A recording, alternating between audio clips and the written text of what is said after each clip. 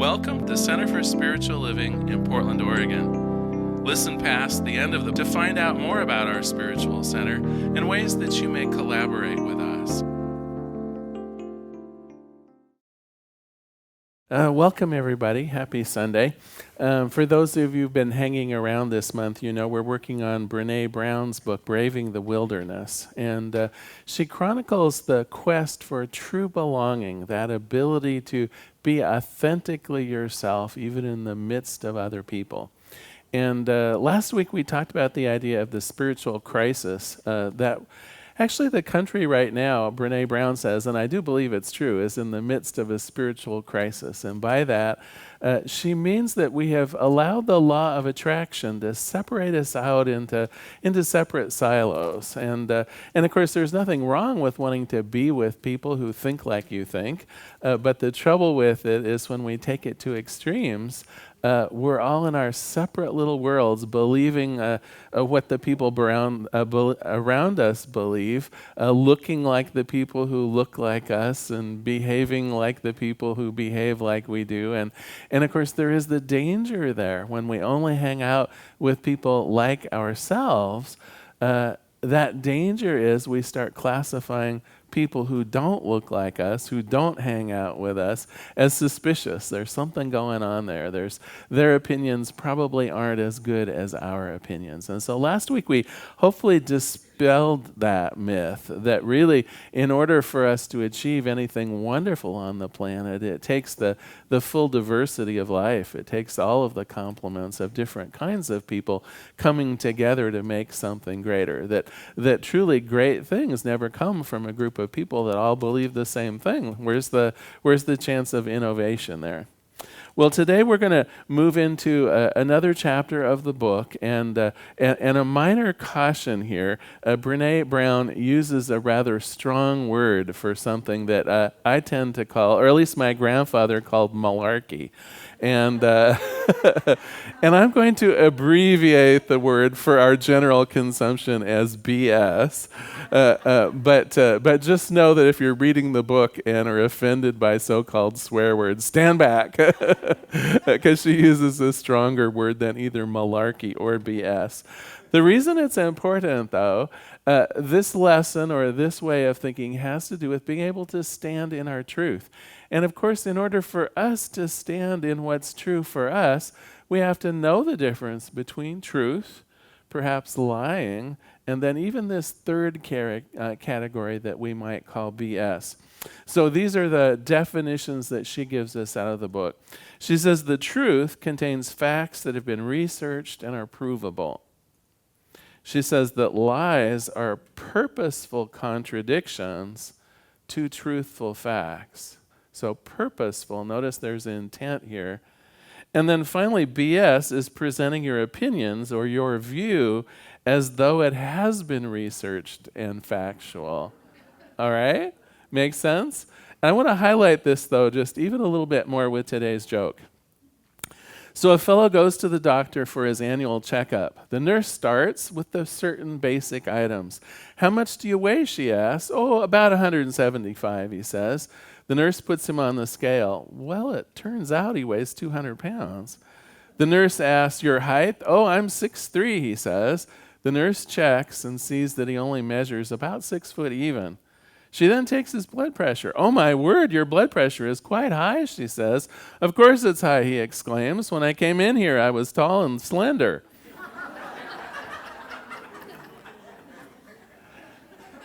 So I do think, and don't get me wrong, I don't think it's with any degree of maliciousness, but don't we tend to overstate our position a little bit in the world?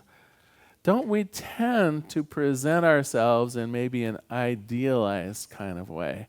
And perhaps don't we even do that sometimes with our opinions? Not really lying, not lying in the way that she defines it here, but that idea of edging into telling the story in a way that's maybe a little better, or at least portrays you a little better than what could be factually proven. Aren't we all a little bit able to do that. You're not nodding, but you don't have to. You're human beings, so I know you do this. The trouble is, when we begin portraying some of our more, what do I want to say, incendiary beliefs, when we begin portraying some of our other strong opinions as though they were actual facts, haven't you noticed that the world tends to press right back up against you? When you get that feeling of, oh my gosh, am I the only one here that believes that? And you look around and you notice you're standing a bit up on a soapbox as though you're lecturing people. Have you noticed they don't like to be lectured to? And that's the trouble, I guess, with this idea of malarkey or this idea of exaggerating the truth. When you portray it as not only true for you, but when you portray it as this is the truth and it ought to be your truth, you're going to get some pushback. Now, the reason I'm doing this particular lesson right now is we're headed off to the holidays, right? Family groupings at Christmas, family groupings at Thanksgiving. Some of you are shaking your head, no, I ain't ever going back to that family. But what I have noticed is oftentimes at family gatherings, there are a few, what do we call them? Sacred cows, a few topics that maybe we don't discuss freely. And the reason for that is, my guess is some of our opinions have been presented as though they were the truth and presented in a way that implied, and everybody who has a brain in their head should also believe in them. So today I want to talk about how we can actually stand in our truth and at the same time be kind, be civil, and interact well with others. Now, some of you are going, well, I just don't think that's possible. Let me know later how I do. First of all, it's worthwhile to actually question the things that you believe, whether they are true according to this more rigorous definition, or whether, in fact, some of what you're putting out there might be raising that BS meter. One way of doing that is literally to check the facts of it, to see whether or not what you have is an opinion, nothing wrong with opinions, or whether it can actually be presented with facts. And that's our first clue, by the way, of how to get along well with others when we stand in our truth. If you have an opinion and you state it as an opinion, oh my gosh, what a breath of fresh air. You can simply say something like, I haven't really researched this a whole lot, but my experience has been ... Do you see how that is a kind and gentle way of stating what is true for you that is not apt to have a huge backlash involved because you have identified it as your opinion. You've said, this is what I have come to believe through my experience of the world. Counteract that or put that in juxtaposition who's someone who claims their opinion without any particular basis in reality at all, right? And you'll get some pushback. If you just say, this is true, gosh darn it, and you should believe it too, you're going to get that sense of resistance because it will be perceived, and whether it's true or not, it's apt to be perceived as that element of malarkey.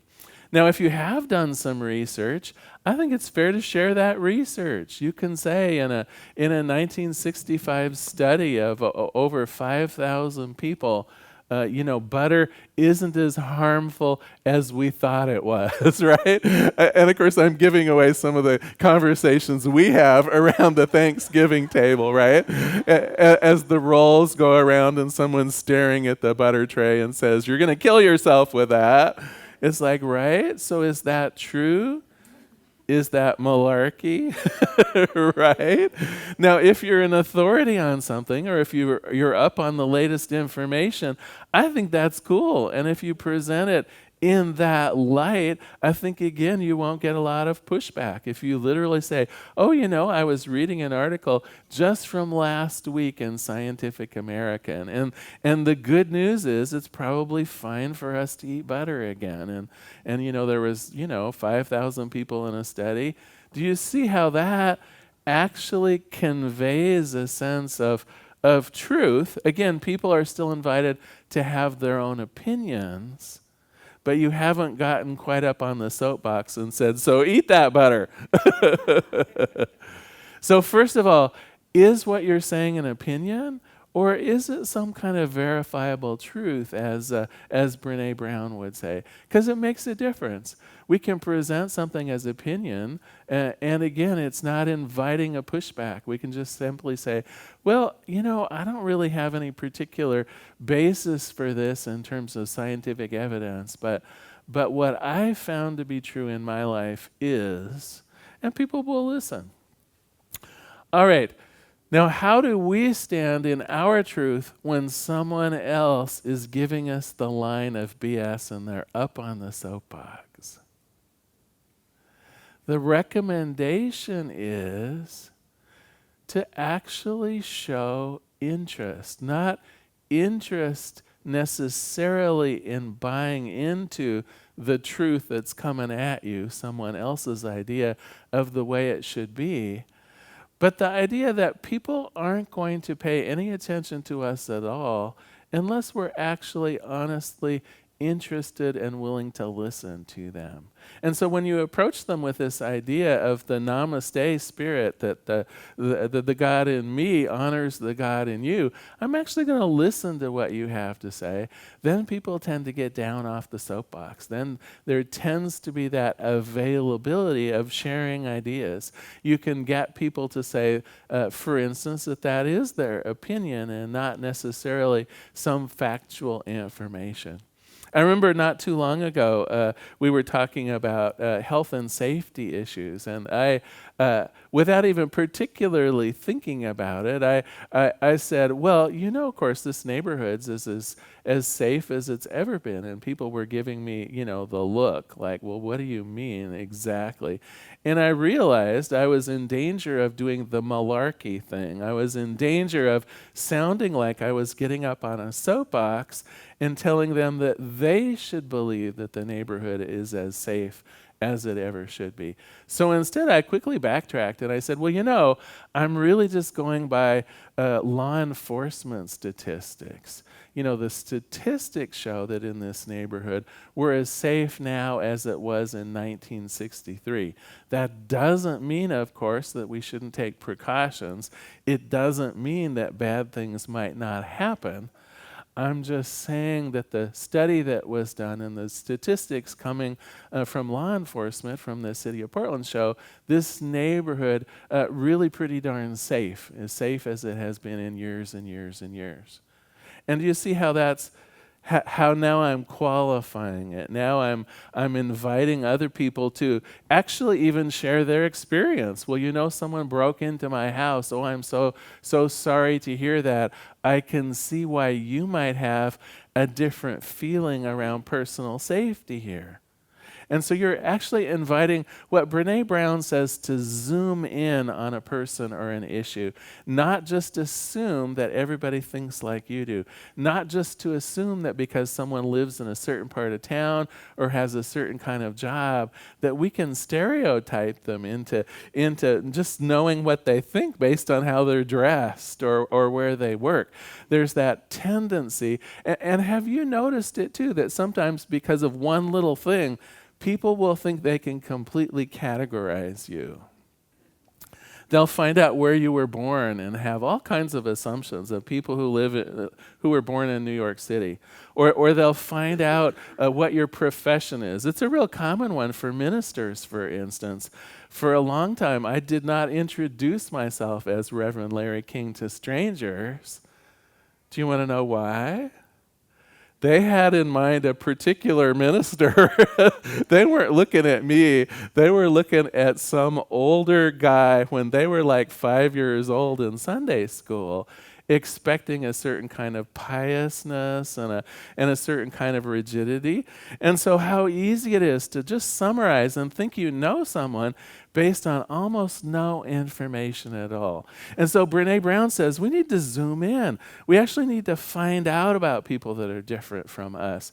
They have different opinions, but it doesn't mean because they have an opinion that seems to fit one stereotype, they're going to go right down the line with all different kinds of similar opinions, right?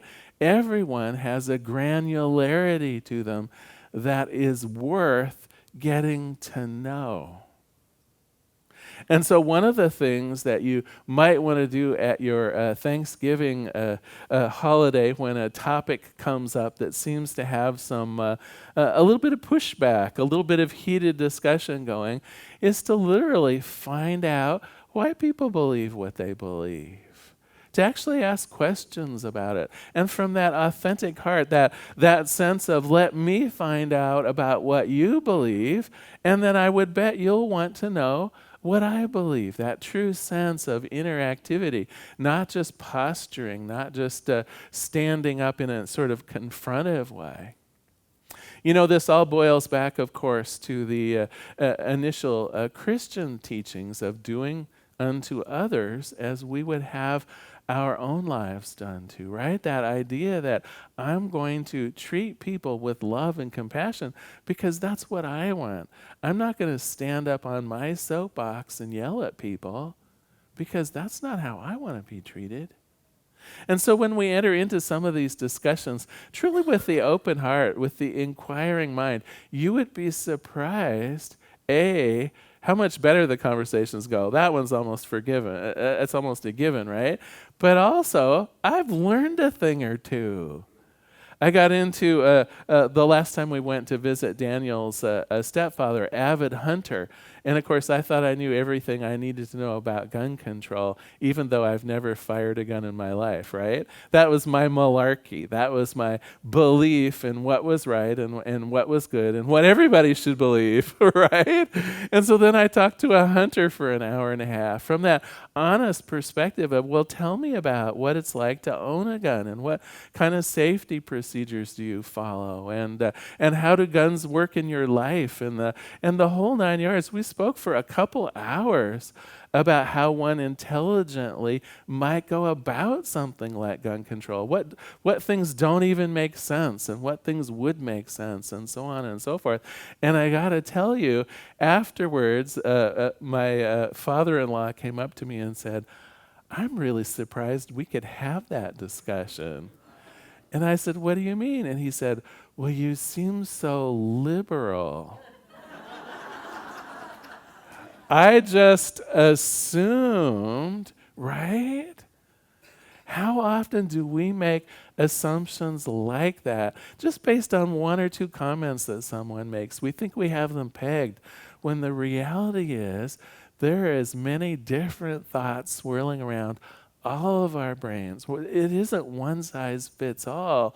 And in particular, when we get to know people, when we're willing to zoom in and really listen with an interest, we're not only going to have a better time of things, but we may actually have our own minds changed a little bit in a way that's the third way. Is everyone familiar with the third way?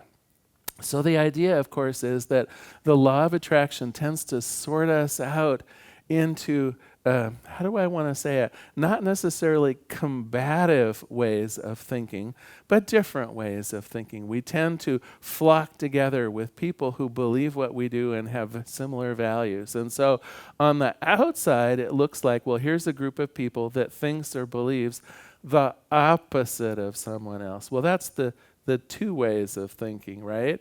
It's either black or it's white. It's either true or it's false. But the reality of life is that it's almost always more complicated than that. There's almost always the third way, and it's the third way that will typically come up with something that can solve amazing problems that neither of the two separate ways are ever going to tackle because they are too far to one side of an issue or another.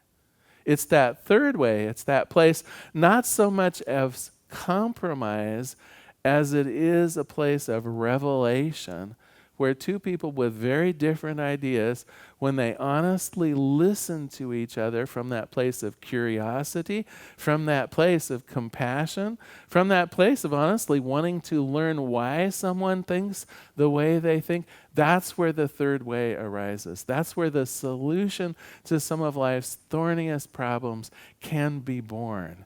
It's because two people are saying, I care enough about you that I believe the two of us can figure this out. I believe that the two of us can come to a place where we agree. Now, we may not end up agreeing how things get implemented, but at least agree in the principle of what's up for us right now. So the other thing I want to talk about is civility. She spends about half of the chapter talking about the idea of civility. How do we get across what's important to us in a way that's kind and gentle and inviting? And she says that it's important because uncivility is one of the greatest stressors on the planet. They did a survey. A researcher, Christine Porath, found that the number one reason that people either will not like the jobs they're working in or will leave a job that they're working in is because they don't believe that things are going well socially at the job. There's a feeling of disharmony, of distrust or uncivility. And it's one of the number one stressors at most of our places at work, that feeling that there's backbiting, there's backstabbing, there are people climbing ladders. You know, we have all different kinds of words for it, but basically we're not treating each other well. It's number one form of distrust and actually a stressor at work. But of course, it's in play in all of our lives, right? Don't we tend to avoid people that are in our faces? Don't we tend to avoid situations where there will be conflict? The trouble with this, though, is if we simply avoid conflict, in many ways we're tacitly agreeing with the conflict. Has everyone here, well, actually, I guess this is another perhaps rhetorical one, because I bet it's true for just about everybody. Hasn't there been a time in your life when you felt like the odd person out? When you were in some kind of a social situation or a work situation where you had a fairly strong opinion or idea or something that you thought was true for you, and just about everybody else was on the other side of that issue or that way of being. I think we have all felt that before. Wasn't there the tendency to do either one of two things? If you tend to be someone who needs anger management, there was the tendency to stand up on a chair and just yell louder. But for the rest of us, there was that tendency to withdraw. There was that tendency to say, I'm just not going to even voice my opinion. I can tell everyone here believes XXXXX. I don't. So I'm just going to be really quiet. The trouble with that is we're reinforcing those silos of one form of belief.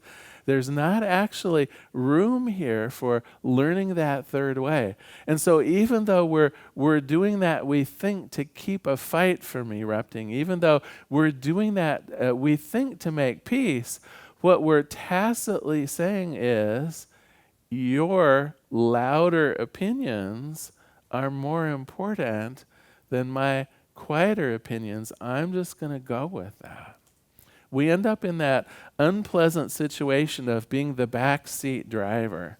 Does everyone know the phenomenon of the backseat driver? Of course, when we're in a car, the person driving needs to be in charge, right?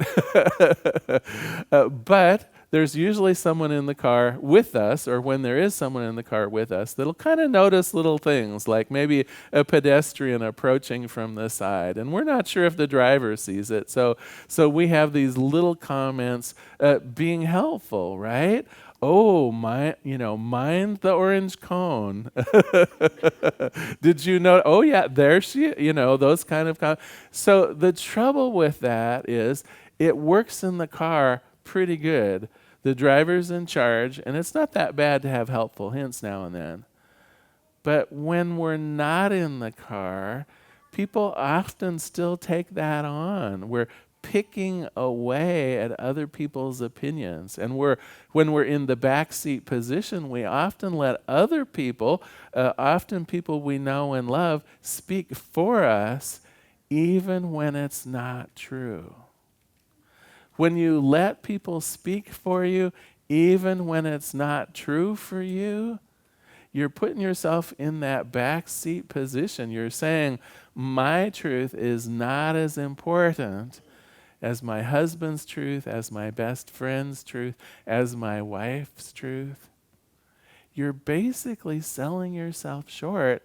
Most often this is fear-based. Most often this is not wanting to rock the boat because you're fearful that there will be conflict. I'm here to tell you, we should stand up for each other, and we can do it in a way that doesn't promote the conflict. Again, back to our key learnings. How do we present a truth that's true for us? First of all, we can offer it up as an opinion. This isn't necessarily true with a capital T, but my experience is it works this way. And sometimes we actually know the facts, right? Sometimes we actually have seen the report from the city of Portland to see the crime statistics in a certain neighborhood, and we can share that. And when we do it in that way, once again, we're not inviting conflict. We're just inviting a discussion of what's true. So what we've talked about today are two key elements in this idea of dealing with BS. One, we don't want to contribute our own BS. We want to make sure that when we present what's true for us, we either clearly make it an opinion, or if we're going to present it as a fact, we've done the research and we understand that. And the other part of today that we learned is civility, the idea that I can always do something in a way that is kind to others, that's inviting an interaction, but still has that namaste spirit, that spirit that says, the God in me honors the God in you. You have the right to your opinions just as I have the right to my opinions. And I'm actually interested. I'm going to zoom in. I'm not going to just assume because of the part of town you live in or the kind of car that you drive that you are a certain way and have certain beliefs. I'm actually going to get to know you because you're worth it. Homework. You knew that there would be some homework. Are you willing to examine your own story for the BS element? This is hard homework, I know. Some of us have had our line, if you will, of truth about who I am and what I represent that has been true for many, many years. Some of us just wander into the doctor's office and say, I weigh 175 pounds, and we don't even really think about it. In our heads, maybe we do weigh 175 pounds, and we are 6'2". Have you examined your own story lately for how much of it is an opinion versus how much of it is a fact? So that's your homework this week. Simply when you find yourself in a position of telling other people how it is, examine that for truth, or is it your opinion? Is it a story? So that's your homework for the week. I'm going to close today with a quote from Brené Brown's book and a prayer. She says, I know that the practice of speaking truth over BS while being civil feels like a paradox, but both are profoundly important parts of true belonging with others. We are complex beings who wake up every single day and fight against being labeled and diminished with stereotypes. Yet, when we don't risk standing up on our own and speaking out, when the options laid before us force us into the very categories we resist, we perpetuate our own disconnection and loneliness. Yet, when we are willing to speak up, when we're willing to take that risk, we can feel the deepest connection to our true selves and to what matters the most. Let us pray. There is one power, one presence, one life, one joy, one goodness, one peace. There's only this one thing. I call it Spirit, I call it God. And what I know about it is that we are all not only a part of it, but intricately connected to it. Intricately connected also to one another. And when I'm speaking to someone else, it is God speaking to God. When any one of us is in conversation, the conversation is between Spirit itself. And because of this, I know that I can easily state my opinion as an opinion, and I will be thought no less of. That when we are together, I can speak with kindness and that true interest of wanting to get to know another human being better. What motivates them, what allows their hearts to sing, their beliefs, their understandings. And as it is true, in that direction, I know it's also the invitation for me to open up, for me to state my opinions and truths. And so whether it be for this holiday season or just in our everyday lives, I know that each person here has that ability, first of all, to examine our own heart for the truth, to graciously offer up our opinions and our truths, and to do so from that place of love, to do so from that place of integrity and intentional listening. And so for this, I'm grateful. For this, I know that the essential peace and balance of the universe is brought to bear. And so I release this prayer into the activity, into the action of the law itself. I let it be. And together we say, and so it is. Thank you so much for being here today. So glad you were here.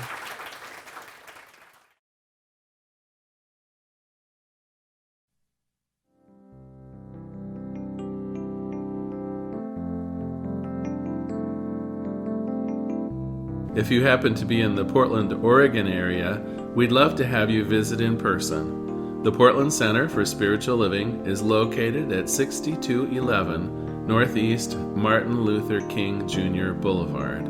We have inspirational services at 9 a.m. and 11 a.m. every Sunday. We also have many programs, classes, and workshops developed just for our online audience. To find out more, go to our website at cslportland.org and look under the Online tab. We have a variety of content dedicated specifically for our online listeners. Our mission is to open hearts, ignite minds, and make a difference. If you'd like to support our center, you can donate online at cslportland.org/donate. Our website is also the place to learn more about what's going on at the center or to contact us.